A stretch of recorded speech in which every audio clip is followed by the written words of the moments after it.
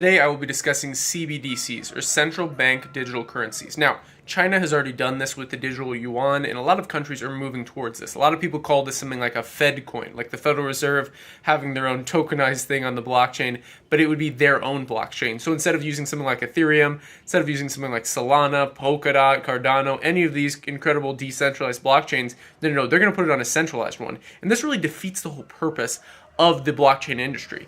And again, one of the problems here is they're really moving away from decentralized finance and bringing things back into this centralized, where they can control it, they can set the rules, and they can hide things behind closed doors. And this is one of the things that has really plagued the financial markets for the longest time, is hiding things really behind closed doors, kind of pulling the curtains in front of everyone so they can do their own thing, and then everybody else just gets to see what they tell you. For example, the inflation numbers. I mean, the inflation numbers are ridiculous. Are you serious? 2% inflation is what they're saying?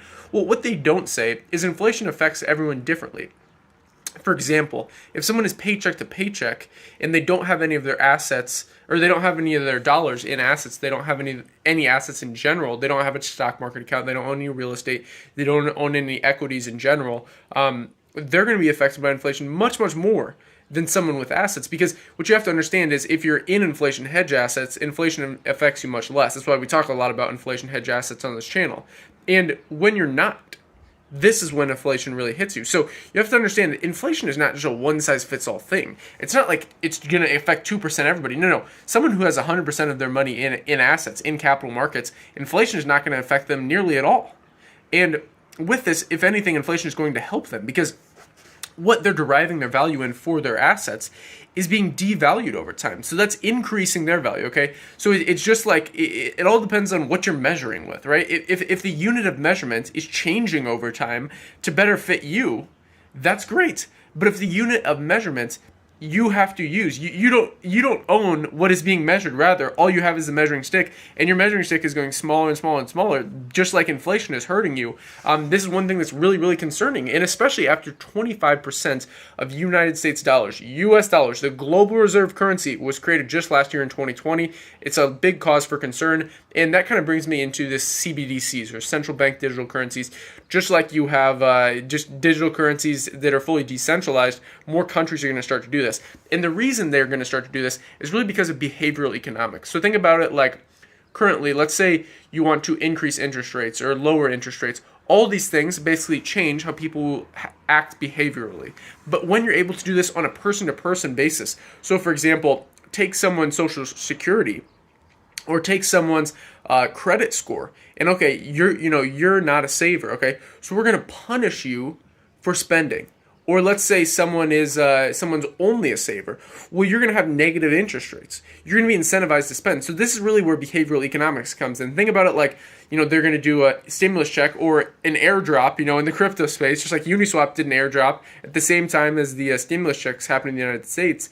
But instead for this, what ended up happening is the Uniswap airdrop is worth over $10,000. And all the stimulus checks combined are worth like what? Maybe $3,000. Maybe $3,000.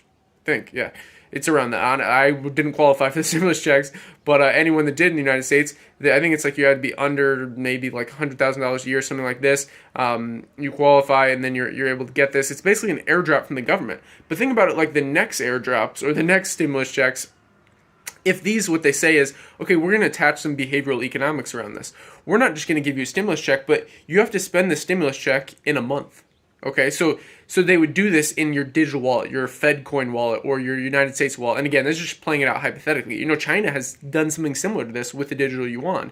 But with the United States dollar, essentially they're going to combine these behavioral economics, and then they're also going to track every single thing that you spend on. So that's one of the really good things about physical dollars. I mean, there's not a lot of good things, to be quite honest. But, it's basically anonymity. The mass amount, and again, this is a double-edged sword, clearly, the mass amount of illegal transactions happen in dollars, because you can't trace these. These are just paper currencies. Now, there might be some conspiracy that they can, track them through some, tiny microchip in a US dollar. I don't know. I'm not going to get into all that. But the mass amount of these illegal transactions happen with these, because you can't track them.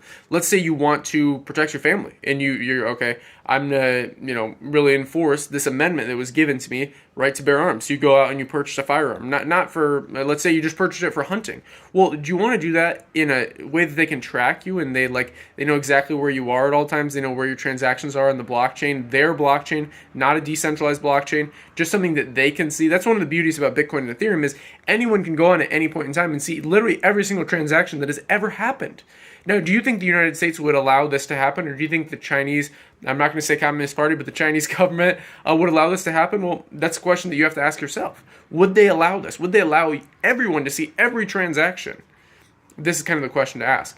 So again, when it comes to central bank digital currencies, what you want to understand is you want to find a way to hedge against this because these things are coming. I think it's less of a, again, I don't like to speak in certainties. I like to speak more in probabilities, but it's really less of a chance thing happening.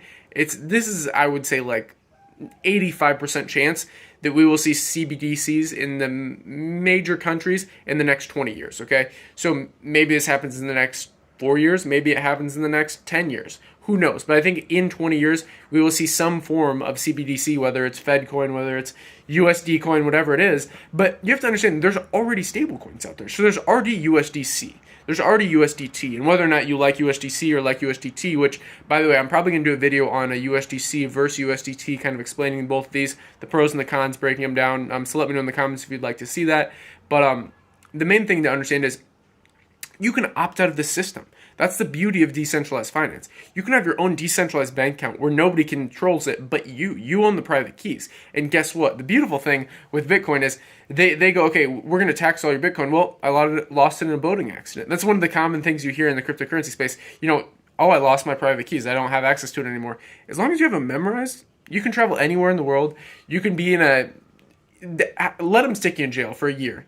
And once you come out of jail, you're going to be a millionaire. That's the beauty of owning your private keys with Bitcoin. Obviously, if you had $10 in Bitcoin, you're probably not going to be a millionaire. But if you had let's say $500,000 this year in a crypto asset, 10 years from now, most likely you will be a millionaire. Let's just be completely honest. Especially if you look at Metcalfe's law, network effects, different things like this, and you're holding let's just say one of the top 5 currencies. If it's not USDT, obviously if you're holding USDT, it's probably going to be about the same as you went into jail as you went out. But this is just the beauty of owning your private keys, having these things in your own sovereign rights, and not having to rely on some government to go, okay, we're going to give you money, but you have to spend it the way that we want you to spend it. So again, this behavioral economics thing is actually very, very concerning because you can really punish or reward people based on different behaviors. So they'll see all the ways you're spending. So let's say you're only buying from local shops. You like to support local shops, but the government wants to support this big business. For example, in China, they do this. They have stake in a lot of these big businesses. But you're only buying from a local shop. You're only buying from like a mom and pop shop. Well, they're going to say, okay, for every time you spend there, your taxes are going to be higher. But if you spend at our, the Chinese version of Walmart, basically, you're going to have no taxes.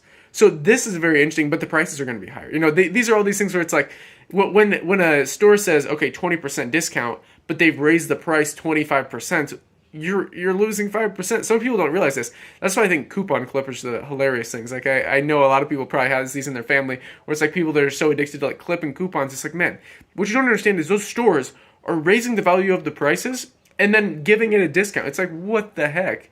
Like, for example, here in Turkey, so many of these like fake clothing stores, it's kind of hilarious. What they do is they go like 90% sale, but the original price is like something ridiculous. It's like, man, that's a fake piece of, that's a Gildan t-shirt with a Versace logo on it. Like, I don't really care about name brands, but I think it's just fascinating to look. I always like looking at these different markets.